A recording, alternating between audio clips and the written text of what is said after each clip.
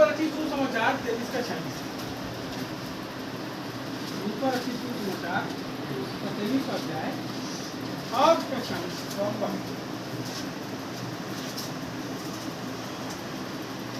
मैं 44 से पढ़ूंगा। चलिए 44 से कोई पढ़ दीजिए। लगभग 2 पहर से तीसरे पहर तक सारे देश में अंधियारा छाया रहा और सूर्य का उजियाला जाता रहा और मंदिर का पर्दा बीच से फट गया। और यीशु ने बड़े शब्द से पुकार कर कहा, हे पिता, मैं अपनी आत्मा तेरे हाथों में सौंपता हूँ। और यह कहकर प्राण छोड़ दिए। सूबेदार ने जो कुछ हुआ था देखकर परमेश्वर की बड़ाई की और कहा, निश्चय यह मनुष्य धर्मी था। और भीड़ जो यह देखने को इकट्ठी हुई थी, इस घटना को देखकर छाती पीटती हुई लौट गई। पर उसके सब जान पहचान और जो स्त्रियां गलील से उसके साथ आई थी दूर खड़ी हुई यह सब देख रही थी। बोले प्रभु की जय। रात को प्रभु को पकड़ ली, रात का समय था, प्रभु को पकड़ लिए। और जब प्रभु को पकड़ लिए उसको लेके चले, जब आए लोग सिपाही आए प्रभु को पकड़ लिए। बड़ी जोरदार घटना हुई उस रात के समय और बहुत सोचने वाली घटना थी, हिलाने वाली घटना थी। जिस रात को पकड़वाया गया, जब आया यहूदा इस्करियोती और आकर के उस पर चुम्मा लिया, उसने बोला तेरा काम हो।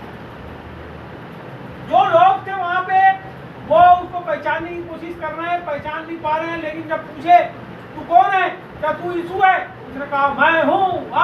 उसने बोला मैं हूँ। और जितने पकड़ने वाले सिपाही आए थे, बाइबल कहती है वो सब उल्टे गिर, वो सब पीछे हुए और गिर गए जमीन के ऊपर, क्योंकि वहां पर परमेश्वर की परमेश्वरता प्रकट हो गई।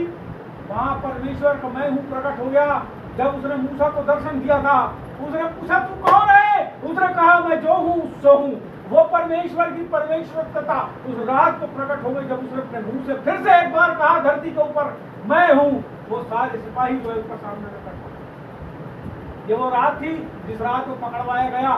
उस रात यदि वो चाहता तो प्रार्थना करता और 12 पलटन स्वर्गदूतों की आती, और हो सकता है कि वो पलटन आती तो सारी पृथ्वी का सर्वनाश कर देती। एक स्वर्गदूत ने बाइबल में ऐसा लिखा है कि एक ही समय में जब मारना चालू करा तो 28,000 लोगों को मार दिया कुछ पल के अंदर, कुछ सेकंड के अंदर।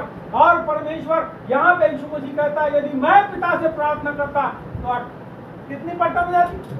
12 पलटन हो जाती। एक पलटन में कितने लोग रहते? हाँ जी,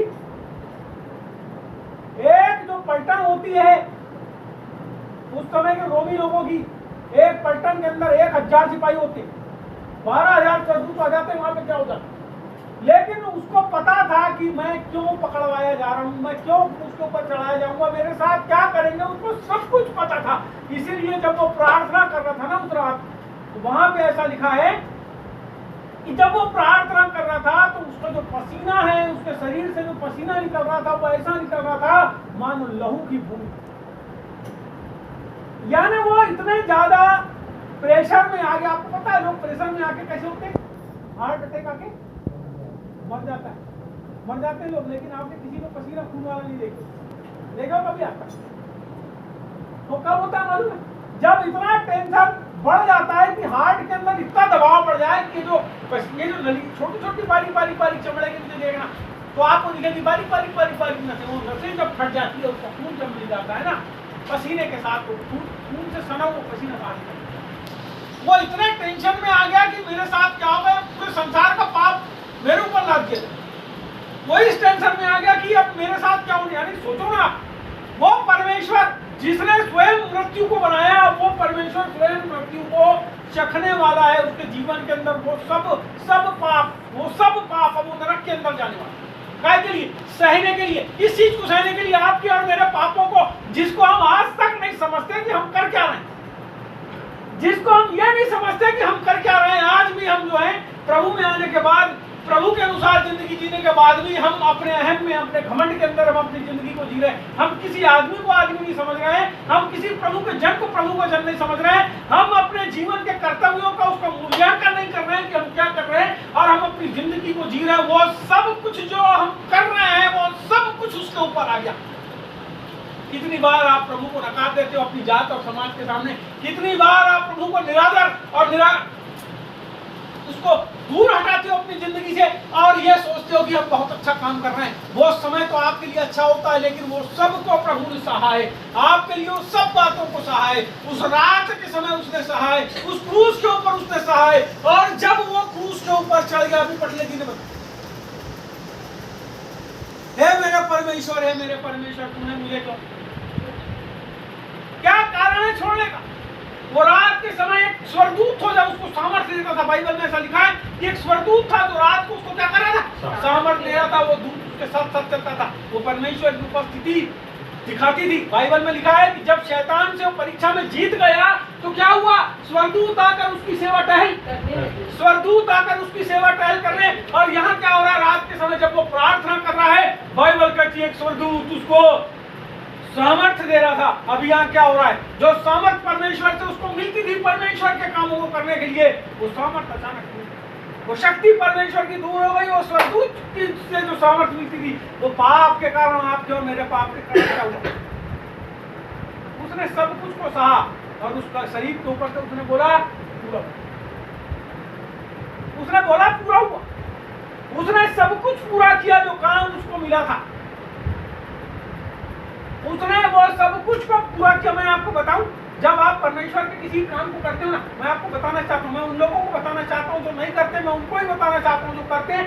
क्या करते हो आप, वास्तव में आप क्या करते हो, आपके दिमाग के अंदर क्या चलता है, मैं आपको बताऊं। जब आप कहीं सेवा करने जाते हो तो आप सोचते हो, जब जाने वाले रहते हो तो आप सोचते हो मैं प्रभु की सेवा करूंगा, मैं प्रभु की सेवा करूंगा, मैं गांव के अंदर जाऊंगा, अरे कुछ नहीं भी रहेगा खाने के लिए तो कोई बात नहीं रहेगा तो प्रभु करेगा बंदोबस्त। और हम भूखे रह के, लांगे रह के, साइकिल चला के दूर दूर जाके हम प्रभु की सेवा करते हैं। हमको नहीं बनती कोई चीज उठाते, फिर भी जबरदस्ती लाद के पैदल हम चलते हैं उस जगह के ऊपर पहुंचते हैं कि लोग इसके द्वारा चीज को पाए और बच जाए। जब एक आदमी के मन के अंदर ये भाव होते हैं तो वो सोचता है कि इस काम को मैं कब पूरा करूं, और जब वो पूरा कर देता है उस सुसमाचार के प्रचार का काम, लोगों को बचाने का काम, तो वो सोचता पूरा हो गया। नहीं, ये आदमी की जिंदगी के अंदर पूरा नहीं होता। दूसरे दिन फिर प्रभु उसके जीवन के लिए एक नया उद्देश्य दे देता है, एक नया काम दे देता है। मैं सोचता हूँ कि अरे मैंने इतनी मोटी किताब छापा, अब मेरा काम पूरा हो गया होगा। नहीं, परमेश्वर ने फिर से मेरे पे काम दे दिया। उसने बोला एक और किताब बना, इतनी मोटी एक और किताब बना। मैं सोचता हूँ पैसे कहाँ से आएंगे, लेकिन मेरा परमेश्वर रास्ता खोल देता है, वो सब व्यवस्था को पूरी कर देता है। लेकिन जिस समय ऐसा महसूस होने लगता है कि ये सब पैसे आना बंद हो गए, बाल बच्चे भूखे बनने लगे, तब मैं सोचूंगा कि मेरा परमेश्वर मेरे पास। जब आपके पास कुछ नहीं था तब आप प्रभु की सेवा करने के लिए आगे बढ़ते थे, लेकिन जैसे जैसे परमेश्वर आपको देता और देता और देता चलेगा, अब आप सोचते हो कि पूरा हो गया। नहीं प्रियो, आप भटक गए हो, परमेश्वर से दूर चले गए हो। वापस आप आओ, उसकी सामर्थ्य आपको फिर से मिलेगी। वापस आना पड़ेगा प्रभु के पास, फिर से घुटने टिकाना पड़ेगा, फिर से प्रभु से कहना पड़ेगा, अरे प्रभु मैं निठल्ला नहीं हूँ, मैं नाकारा नहीं हूँ, तू मुझे खड़ा कर। यीशु सलीब के ऊपर चढ़ा है, उसने सारे कामों को पूरा किया, और उन कामों को पूरा करने के बाद बाइबल कहती है उसने कहा परमेश्वर ने अपनी आत्मा, मैं अपनी आत्मा तुझे सौंपने का मतलब क्या हुआ? अरे भैया मेरी बाइबल का कुछ बोलिए,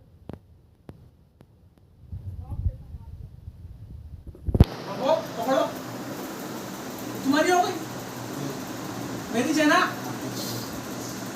यहां लिखा है यीशु ने कहा मैं अपनी आत्मा तुझे सौंपा। उसने वापस जिंदा होना था उसको, क्योंकि यीशु वो था, नरक भी उसको पचा नहीं सकता, हालेलुया, है ना, नरक भी उसको पचा नहीं सकता था। वो डाकू को लेके कहां गया प्रभु? नीचे नरक में गया। और मैं आपको बताना चाहता हूँ 2 दिन और 2 रात, 3 दिन और 3 रात के बाद प्रभु फिर से जो है मुर्दों में से जी उठा, लोगों को दिखाई देने लगा। मैं आपको बताना चाहता हूँ वह यीशु मसीह आज भी जिंदा है। वो मरा एक बार, लेकिन तब से लेकर आज तक वो हमारे बीच में कैसा है?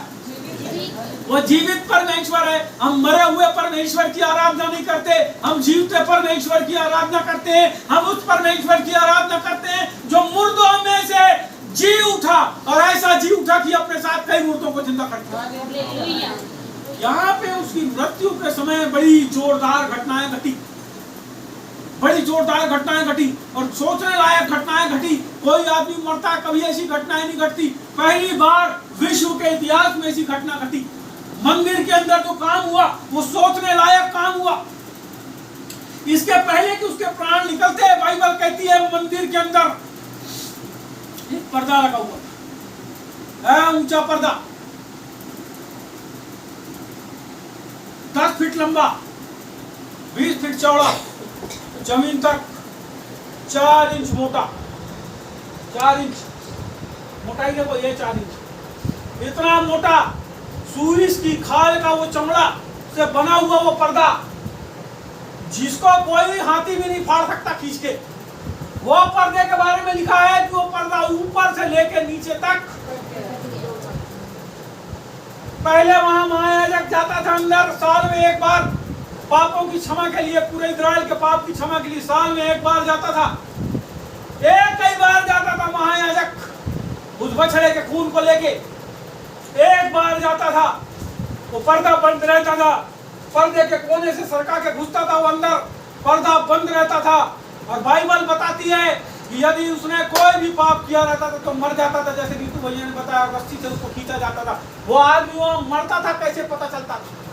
आपको मालूम है ये बात कि वो जो याजक होता था वस्त्र पहनता था, और वो जो वस्त्र होता था उसके वस्त्र में नीचे की ओर ऐसे घुंघरू लगे होते थे, चांदी के घुंघरू, और जब वो चलता था सोने के घुंघरू, जो वो जब जाता था वहां तो ऐसा हिलता रहता था। जब वहां अंदर जाता था ना पर्दे के अंदर तो ऐसा हिलता रहता था। वो हिलता था तो घुंघरू बजते थे, और जब घुंघरू बजते थे तो बाहर खड़े हुए याजक लोग समझ लेते थे कि ये जो महायाजक अंदर गया है वो जिंदा है। यदि आवाज आना बंद हो जाती थी तो महायाजक मर जाता था, रस्सी से उसको बाहर खींच दिया जाता था। मैं आपको बताना चाहता हूँ वहाँ केवल महायाजक प्रवेश करता था, कोई दूसरा आदमी सफाई करने भी नहीं वहां जा सकता था। साल में एक बार महायाजक वहां प्रवेश करता था, और ये मंदिर का पर्दा यीशु मसीह के आत्मा छोड़ने के पहले ऊपर से नीचे तक फट गया। उसने सारे लोगों के लिए उस मंदिर को आम कर दिया, उस स्वर्ग को आम कर दिया। कोई भी आदमी जो यीशु मसीह के ऊपर विश्वास करेगा उसका प्रवेश यीशु मसीह के नाम से फूकट में स्वर्ग में हो जाएगा। कोई कीमत आपको नहीं चुकाना है, आपकी सारी कीमत यीशु मसीह ने चुका दिया। आपको कोई पैसा, कोई अपने अच्छे कर्म, कोई बड़े अच्छा कुछ भिखमंगों को खिलाना और बड़े दान बांटना, ये सब करने की आवश्यकता नहीं है। आपको केवल यीशु मसीह के ऊपर विश्वास करना है और विश्वास का जीवन जीना है, उसकी आज्ञाओं को मानना है। मैं आपको बताना चाहता, यीशु मसीह ने सारे रास्तों को आपके लिए खोला है, लेकिन आपके मुंह का अंगीकार और आपके कर्म आपको आशीष पाने के लिए रोकते हैं। आप जैसा मुंह से अंगीकार करते हो वैसा आपके जीवन के अंदर घटित होता है। जब आप कहते हो कि हम बहुत दुख में हैं तो आपके जीवन में दुख आता है। जब आप कहते हो हम बहुत संकट में हैं तो आपके जीवन में संकट आता है। जब आप कहते हो हम बहुत समस्या में हैं, हमारे घर में ऐसा है, हमारे घर में ऐसा है, तो आपके घर में वैसा ही होता है। लेकिन जब आप ये कहते हो कि यीशु ने मेरे लिए सलीब के ऊपर सब कुछ को सह लिया, मैं यीशु के नाम से चंगा हूँ, मैं मेरे परिवार में, मेरे घर में यीशु की सामर्थ बह रही है, जब आप ऐसा कहते हो तो बहने लगती है। लेकिन जैसे ही शैतान का विचार फिर आपके जीवन में आता है, फिर आप कहने लगते हो अरे मेरा तो हाथ पैर फिर से दुखता है, अरे मेरे जीवन में तो समस्या है, मेरे लड़के के जीवन में ऐसा है, मेरे बच्चे के जीवन में ऐसा है, लोगों ने मेरा पैसा खा गए। इसलिए कहते हैं क्योंकि आपका अंगीकार आपको बदलना पड़ेगा। बाइबल कहती है एक बार मरना और न्याय का होना निश्चित है, और यीशु मसीह ने एक बार मृत्यु को सही और मुर्दों में से जिंदा होकर यह दिखाया कि जो कोई उसके ऊपर विश्वास करेगा वो नाश नहीं होगा, लेकिन वो हमेशा की जिंदगी होगा। यहाँ पे लिखा है लगभग 2 पैर से तीसरे पैर तक सारे देश में अंधियारा छाया। क्या घटना घटी? दूसरे पैर से तीसरे पैर तक, 2 पैर से तीसरा पैर कौन सा होता है? ये कौन सा हो गया? 2 पैर तीसरा।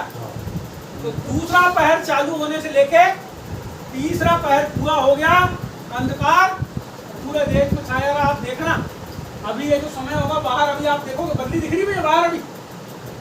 अभी जहां जहां गुड फ्राइडे मना रहे हैं पूरे विश्व के अंदर आपको ऐसे ही बदली दिखेगी सब जगह। इसका संबंध इस बात से नहीं है कि मौसम हर साल ऐसा होता है, इसका संबंध इस बात से है कि उस साल जो यीशु मसीह क्रूस के ऊपर चढ़ा तो उसका बनाया हुआ यह मौसम भी शोक करता है कि मेरा मालिक जिसने मेरे को बनाया वो क्रूस के ऊपर। जब वो दुख कर सकता है, शोक कर सकता है, याद कर सकता है, तो हम मनुष्य लोग रोज पाप करते हैं और इस बात को भूल जाते हैं यीशु मसीह ने हमारे। हमको इस बात को समझने की आवश्यकता है। धरती यहाँ पर बता रही है दूसरे पैर से तीसरे पैर तक सारे देश में अंधियारा हो गया उन तक ऊपर। आगे बोलती है और सूर्य का उजियाला जाता रहा, ऊपर इतने बादल छा गए कि सूरज का जो उजाला था वो आकाश में ही रह गया, धरती के ऊपर आना बंद हो गया। तीसरी बहुत भी बात हो रही है यहाँ पे, मंदिर का पर्दा बीच से फट गया। तीसरी बात, और यहाँ पे जो बात हो रही है यीशु के साथ, तो ये बोल रहा है, यीशु ने बड़े शब्द से पुकार कर कहा, हे पिता मैं अपनी आत्मा तेरे हाथ में सौंप दिया। क्योंकि उसको जीवित होना था वापस, इसलिए क्या किया उसने, क्योंकि वो वापस लेगा अपने पिता से। आगे, और यह कहकर प्राण छोड़। अंतिम चीज, सूबेदार ने जो कुछ हुआ था देखकर परमेश्वर की बड़ाई की। उतने सारे लोगों में एक ही आदमी ऐसा निकला जो प्रभु की क्या किया, बड़ाई किया सूबेदार। बाद में उसके ऊपर एक पिक्चर भी बनी है, सूबेदार ने कैसे मन को फिराया, कैसे प्रभु को फंसाया। ठीक है, निश्चय यह मनुष्य धर्मी था और भीड़ जो यह देखने को इकट्ठा हुई थी इस घटना को देखकर छाती पीटती हुई। यहाँ सोचने की बात है, विचार करने की बात है। हम सबको ये बात, ये संदेश, ये सात वाणी इस बात को बताती है कि हमको अपना जीवन परमेश्वर में किस प्रकार से जीना चाहिए। हमने अपने जीवन के कामों को पूरा किए, जो प्रभु ने काम दिया उसको पूरा किए। मैं आपको मजाक नहीं करता, जो काम परमेश्वर ने दिया होगा कहीं ना कहीं आपने उसको अधूरा छोड़ दिया होगा। अब आपको लगता होगा मैं बुढ़ा हो गया, मेरे हाथ पर नहीं चलते। अब आपको ऐसा लगता होगा कि आप कहीं जाओगे तो बदा वक्त कोई गिर देगा, अब हम नहीं जाते। मैं आपको बता रहा हूँ, ये सब मेरे दिमाग के अंदर भी बातें चल रही थी। मेरे को ऐसा लग रहा था हमारे घर में प्रार्थना होती है लगातार, उसी को जाके हमको मारेगा तो नहीं, और ये बातों को हम सोच रहे हैं, हम ये बात को विचार कर रहे हैं। लेकिन परमेश्वर ने अचानक से एक मेरे को बहुत ऊंचा पहाड़ दिखाया, और पहाड़ के ऊपर एक नगर बसा और वो जो नगर था वो चमक रहा। मैं आपको बताना चाहता हूँ हमारा परमेश्वर जो है वो पहाड़ है, और हम जो लोग हैं उसमें अपने जीवन को जीते हैं, हम उस नगर के समान हो जाते हैं। और जब हम नगर के समान हो जाते हैं तो हमारा उजियाला कुछ भी कर लो नहीं। यदि आप यीशु मसीह को मानते हो तो धक्के की चोट पे बोलो लोग मारने के सिवा कुछ नहीं। यीशु को मार दिए तुमको भी मारेंगे। मैं आपको बताना चाहता हूँ लोग तुम्हारा फूल माला से स्वागत नहीं करेंगे। यदि आप यीशु मसीह को मानोगे तो लोग तुमको मारेंगे, जो तुम्हारे साथ में रहते हैं वो तुम्हारा विरोध करेंगे। यदि आप प्रभु में बने रहोगे तो आपके साथी भी हो सकता है आपको छोड़ के भाग जाए, लेकिन आप अपने विश्वास में बने रहना, क्योंकि बाइबल कहती है धन्य वे जो अपने विश्वास में स्थिर रहेंगे, वो जीवन का मुकुट हमारे जीवन के अंदर परमेश्वर अपनी परंपरा आशीष उसने अपनी आत्मा को सौंपा जरूर, लेकिन इसलिए कि वापस जीवित हो जाए। किसके लिए? हमारे लिए जीवित हो जाए। इसलिए हम अपने विश्वास को बना कर रखें। हमारे ऊपर संकट आती है, मुसीबत आती है, हम बना के रखें। रवि भाई ने एक अच्छी बात को बोला, उस बात को मैं फिर से बोलता हूँ। उसने बोला कि सब जातियों में मन फिराव का प्रचार, पापों की क्षमा का प्रचार, बाइबल बोलती है बात, उसने याद दिलाया। और मैं आप सबसे बोलना चाहता हूं कि आज हमारे जीवन में हम जिस बात को प्रचार करते हैं वो होना मन फिराव का प्रचार और पापों की क्षमा। अब हाई कोर्ट वालों ने कानून बना दिए, यदि कोई किसी को स्वर्ग और नरक का भी प्रलोभन देगा तो पापी नरक जाएगा, ऐसा ही बोलेगा तो उसको मुकदमा। लेकिन फिर भी आपको प्रभु का वचन का प्रचार करोगे, तभी आप उसके चेले। नहीं करोगे तो क्या मालूम क्या? बोलो यीशु मसीह आप सबको जय मसीह।